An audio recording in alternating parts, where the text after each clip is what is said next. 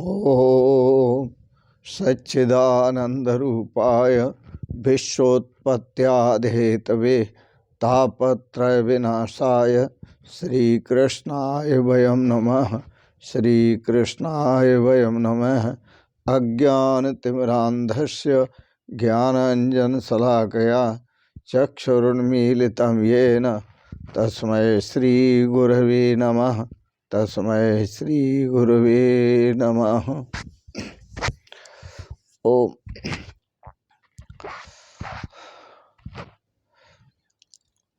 पूर्व प्रसंग में आप श्रवण कर रहे थे पांडवों का स्वर्ग आरोहण। स्वर्ग आरोहण के समय अकेले बचे हुए धर्मराज युधिष्ठिर, जब धर्मराज युधिष्ठिर स्वर्ग आरोहण कर रहे थे तो उनके पीछे एक कुत्ता चलने लगा।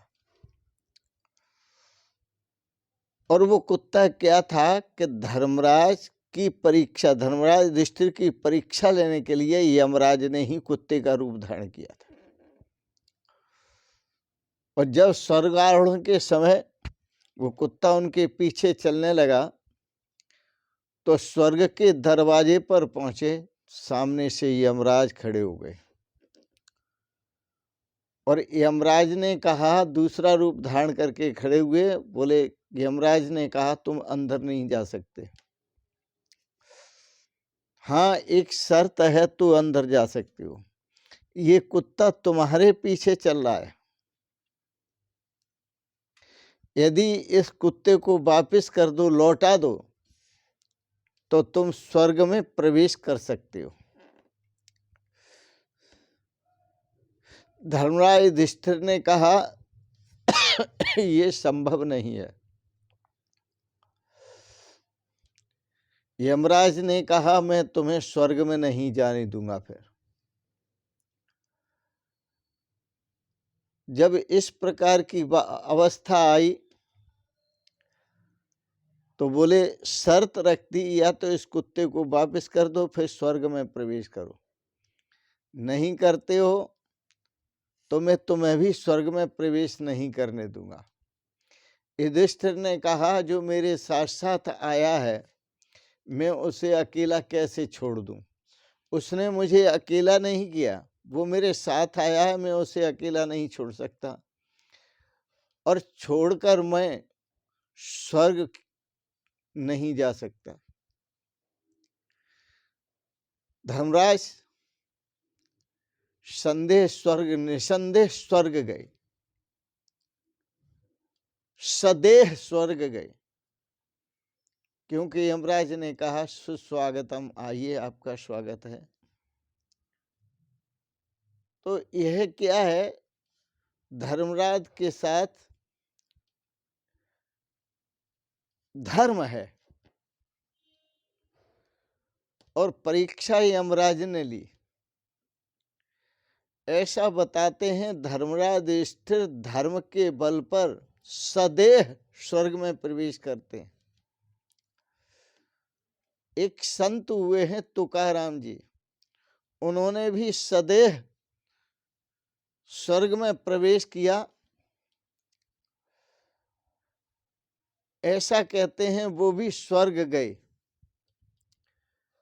मीराबाई का बहुत उदाहरण मिलता है। राजस्थान की परम भक्त द्वारकाधीश की मीराबाई, वह भी सदेह स्वर्ग गईं, द्वारकाधीश में सदेह समा गईं, लीन हो गई थी। मेवाड़ में उनको बहुत कष्ट हुआ तो मेवाड़ पर आपत्ति आई, मुसलमानों ने आक्रमण किया, वो सब बहुत दुखी हो गए। पिता ने सोचा कि मैंने गलती की कि मीरा जी को निकाल दिया। यदि मैं मीरा को बुलाने का प्रयास करूं तो शायद आ जाएं। कुछ भक्तों को मीरा को बुलाने के लिए कहा और कहा मीरा शीघ्र से शीघ्र मेवाड़ चलो और मेवाड़ को बचाओ।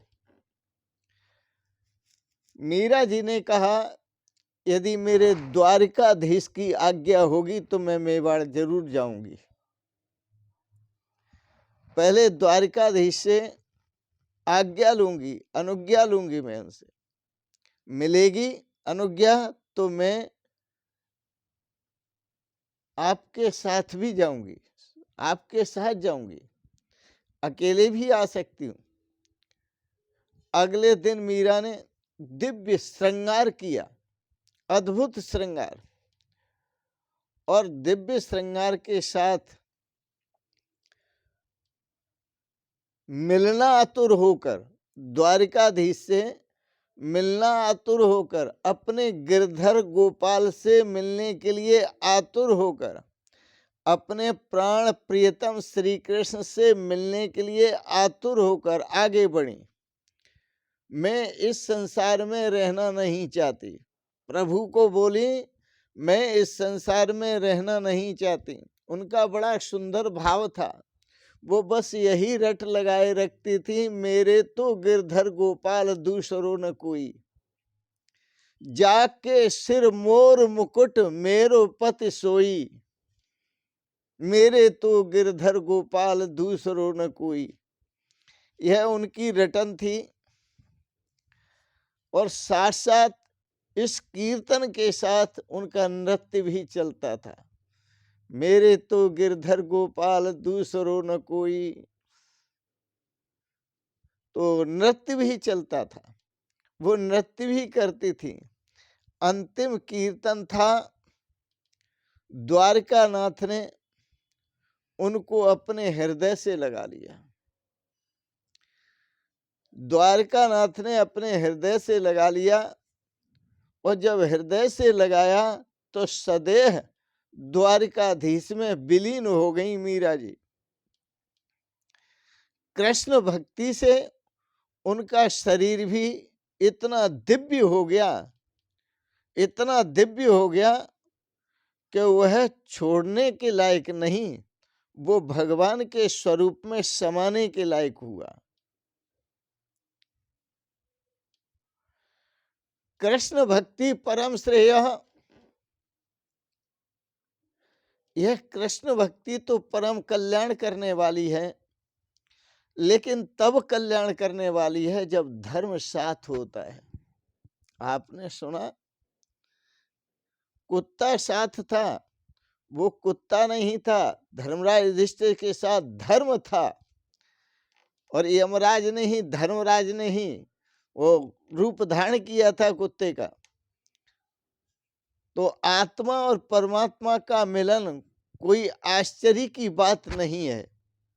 जो आत्मा और परमात्मा का मिलन होता है, कि आत्मा भी निर्विकार है, परमात्मा भी निर्विकार है, आत्मा और परमात्मा का जो मिलन होता है वह कोई आश्चर्य की बात नहीं है। किंतु कृष्ण प्रेम में जड़ शरीर चेतना धारण कर ले, वह चेतन के साथ चेतन हो जाए, चेतन के साथ मिलकर वह भी चेतन हो जाए, ये बड़ा विचित्र है। दो बातें होती हैं, एक प्रयाण होता है और एक मरण होता है। जिनकी परमात्मा में प्रीति होती है और परमात्मा में एक ही भाव से चिंतन करते हैं, उनका स्मरण करते हैं, उनका ध्यान करते हैं, और जब ध्यान करते हैं तो उनके प्राण जो हैं प्रयाण नहीं करते, न तस्य प्राणा उत्क्रामंती, शरीर से निकलते नहीं है उनके प्राण। न तस्य प्राणा, वेद वेद कहता है न तस्य प्राणा उत्क्रामंती, उनके प्राण निकलते नहीं है, शरीर से निकलकर नहीं जाते। अत्रैव सम अवलीयन्ते, उनके प्राण जहां वो हैं वहीं परमात्मा में विलीन हो जाते हैं। तो अंतिम श्वास तक साधकों को नित्य कर्म करते रहना चाहिए, धर्म आचरण करते रहना चाहिए। तो जिनके साथ धर्म आचरण है, जो सदा नित्य कर्म करते हैं, विहित कर्म करते हैं, उनके प्राण प्रयाण करते हैं। और जो नित्य कर्म नहीं करते, जो धर्माचरण नहीं करते, प्रभु की भक्ति और भजन नहीं करते, उनका होता है मरण। तो प्रयाण और मरण में अंतर है। प्रयाण उनका होता है जो चेतन का चिंतन करते करते चेतन हो जाते हैं, वो प्रयाण करते हैं। वो बिना देह के भी प्रयाण करते हैं, सदैव ही प्रयाण करते हैं। और जो उस चेतन का चिंतन नहीं करते, वो जड़ शरीरों से प्रीति करते हैं, मलिन अवस्था से मरते हैं तो हाय हाय करके मरते हैं। भक्त जब शरीर त्यागते हैं या प्रयाण करते हैं, भक्त जब प्रयाण करते हैं तो हरे हरे कह करके प्रयाण करते हैं, क्योंकि उन्होंने नित्य कर्म किया है, धर्म का आचरण किया है। लेकिन जो भक्त नहीं होता, संसारी पुरुष होता है, भोगी पुरुष होता है, भोगासक्त होता है, वह हाय हाय कर करके शरीर को छोड़ता है, तो वह शरीर को छोड़कर मरण को प्राप्त होता है। उसका मरण कहा गया है। पांडव प्रभु के धाम में गए, उनकी मृत्यु उजागर हो गई और उनका जीवन श्रेष्ठ था और शुद्ध था। उन्होंने अपने जीवन काल में धर्म को नहीं छोड़ा। पांडवों ने, उन्हें परेशानियां तो बहुत हुई, कष्ट तो बहुत मिले, लेकिन धर्म को नहीं छोड़ा। याद रखना, धन से धर्म अत्यंत श्रेष्ठ है, इसलिए किसी का अभिमान नहीं करना चाहिए। माकुर धनजन यौवन गर्वम हरत निमेषात काले सर्वम माया मयमिदमखिलम हित्वा ब्रह्म पदम तत् प्रविश विदित्वा। माकुर धनजन यौवन गर्वम, कभी अपने धन का, कभी अपने जनों का, कभी अपने यौवन का, कभी अपने हुनर का अभिमान नहीं करना चाहिए। माकुर धनजन यौवन गर्वम, क्योंकि काल की महिमा बड़ी विचित्र है। हरत निमेषात काल है सर्वम, इन सबको काल एक क्षण में हरण कर लेता है। पुत्रादपि धन भाजाम भीति, और पुत्र से भी डर लगता है, कहीं ऐसा न हो कि धन की इच्छा से पुत्र मार ही दे, समाप्त कर दे, और होता भी है। भज गोविंदम, जगदगुरु शंकराचार्य कहते हैं, इसलिए भगवान का भजन करो। तो धन की अपेक्षा धर्म श्रेष्ठ है, और धन इस लोक में सुख देता है। हम मानते हैं धन इस लोक में सुख देता है, परंतु धर्म इस लोक में भी सुख देता है और परलोक में भी सुख देता है। कभी कभी जीवन और परलोक दोनों उजागर करता है। इस जीवन में भी सुख और परलोक में भी सुख, आनंद दोनों को उजागर करता है, लेकिन मृत्यु दोनों को साथ साथ बर्बाद करती है। क्यों? कि उसका जो चिंतन है वो संसार के भोगों का चिंतन है, तो उसका यह लोक भी नष्ट हो रहा है और परलोक भी नष्ट हो रहा है। यहाँ मृत्यु होती है और वहाँ भगवान के दरबार में प्रवेश नहीं मिलता। इसलिए मृत्यु के बाद भी जो साथ जाता है वो धर्म जाता है, ये धन नहीं जाता, यह संसार, यह भोग विलास नहीं जाता। इसलिए धर्मो अनुगो गच्छत जीव एकः, जीव के साथ केवल धर्म जाता है। इसलिए सतत प्रयासों के साथ धर्म का आचरण करना चाहिए। इसी में श्रेय है, इसी में सौभाग्य है, इसी में आनंद है। सदैव धर्मराज युधिष्ठिर स्वर्ग में प्रवेश करते हैं, तुकाराम जी सदैव प्रवेश करते हैं, मीरा जी सदैव प्रवेश करते हैं, करती हैं। इसका आश्चर्य न करें, इस तथ्य को पहचानें।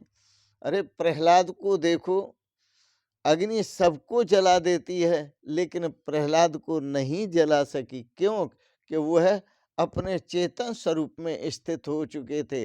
तो इसी प्रकार से जो अपने चेतन स्वरूप में स्थित होता है उसका प्रयाण होता है, उसका मरण नहीं होता। वो अमृत अमृत एव भवति, वो अमृत ही हो जाता है और अपने जीवन में श्रेय और सौभाग्य को प्राप्त करता है, अनंत आनंद को प्राप्त करता है, अनंत शाश्वत सुख और शांति को प्राप्त करता है।